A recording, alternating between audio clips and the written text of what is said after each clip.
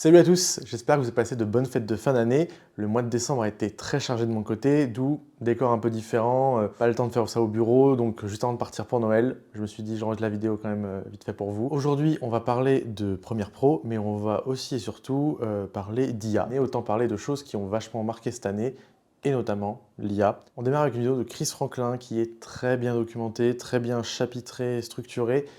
Quel est l'usage principal que vous pourriez faire de l'IA génératrice d'images. Pour les plus anglophobes d'entre vous, pas d'inquiétude, je vous montre ça de manière très brève ici. Comment ça marche? C'est extrêmement simple. Vous avez besoin d'abord d'un plan fixe sur trépied comme celui-ci, et ensuite vous avez besoin que le cœur de votre action, votre sujet, ce qui se passe dans votre image, ne touche pas les bords. C'est-à-dire que là, par exemple, si je me mets là, en retrait, je peux bouger les bras, il n'y a pas de problème, je ne m'approche pas des bords, tout va bien.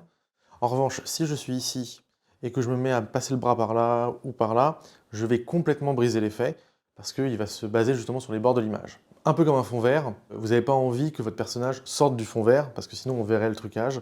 Là c'est un peu pareil, il faut que vous ayez des bords qui soient nets, je dirais, de toute action, de tout mouvement. Donc on prend une image fixe, par exemple celle-ci, on va sur Photoshop, on agrandit la zone de travail, on fait une sélection autour de notre image, qu'on fait un peu plus resserrée, de 5-10 pixels environ, pour avoir les bords de l'image. On inverse notre sélection, et ensuite on va générer une image en fait dans ce grand vide qu'on a créé.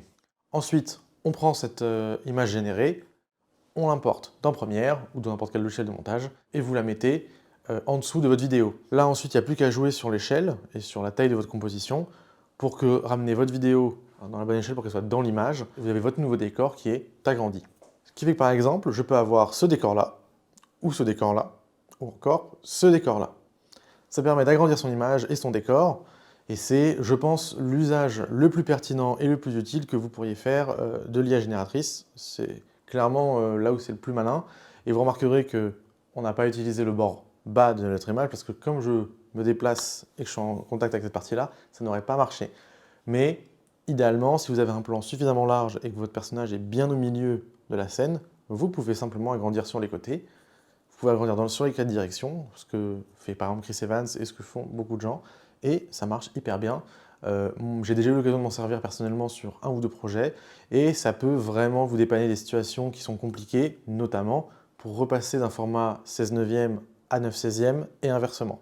Et du coup, c'est le moment de regarder cette vidéo d'Herman Huang, qui vous parle de ce qu'on peut faire avec l'IA, génératrice d'images, et notamment comment il arrive à s'en servir sur des plans en mouvement, mais aussi comment ça peut servir pour remplacer des éléments dans un décor. C'est beaucoup plus technique, mais si vous avez le niveau et que vous avez les plans adaptés pour ça, il y a des usages évidemment qui s'y prêtent, et donc ça, c'est toujours bon à savoir. Et pour finir, on va mettre cette vidéo de Lines to Design, qui utilise l'IA génératrice d'images, pas de manière un peu, je dirais, monolithique pour faire un seul remplacement, mais par plein de petites touches pour faire du compositing et recréer des décors différents à partir justement d'une image de stop motion. Et ça me paraît intéressant parce que au final, cet outil de l'IA, ce qui compte, c'est vraiment comment est-ce que vous allez vous en servir et qu'est-ce que ça va débloquer comme capacité pour réaliser vos projets. Voilà, je pense qu'on a fait le tour du sujet de l'IA.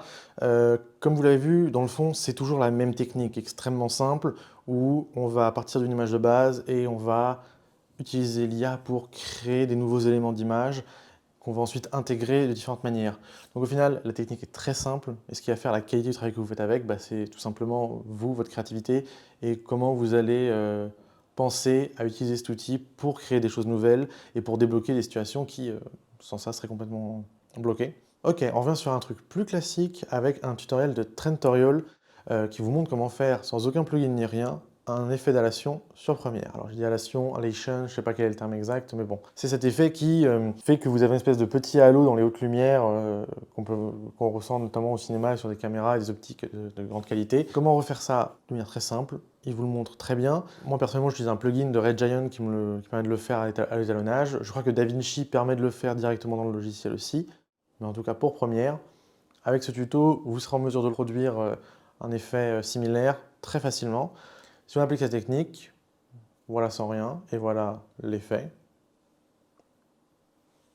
À vous de juger. La technique est très simple, ça fait ressortir les hautes lumières, donc je vous laisse voir ce que ça donne ici. Si je me déplace un peu plus dans la lumière, voilà, ça va surtout se voir au niveau de la haute lumière ou éventuellement au niveau de la lumière qui est là. Ok, on finit avec une vidéo de Première Gal qui, tout simplement, nous parle des mises à jour de Première. Et c'est plus technique, c'est un peu plus ennuyeux, mais vous devriez regarder si vous êtes sur Première parce qu'il y a trop de features dont on ne connaît pas l'existence et qui nous feraient gagner un temps fou. Donc, s'il vous plaît, si vous travaillez sur Première, allez regarder cette vidéo. Prenez le temps de vérifier que vous connaissez bien tous les petits outils qui sont mis en avant dedans. Ce sera bon pour tout le monde. Merci à tous d'avoir suivi cette vidéo. N'hésitez pas à vous abonner, à suivre la chaîne et je vous dis